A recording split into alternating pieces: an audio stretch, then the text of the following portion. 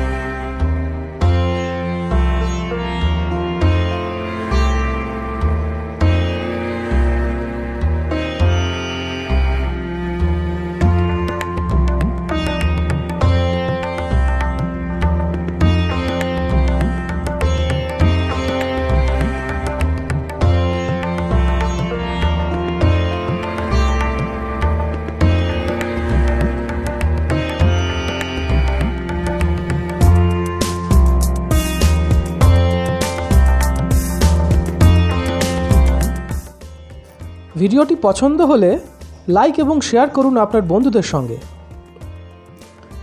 আপনি যদি ভোজন রসিক হন তাহলে অবশ্যই আমাদের চ্যানেলটি সাবস্ক্রাইব করুন, সঙ্গে বেল আইকনটিও প্রেস করবেন, কারণ আপনাদের জন্য রয়েছে আপনাদের রসনা তৃপ্তির এক অফুরন্ত ভাণ্ডার।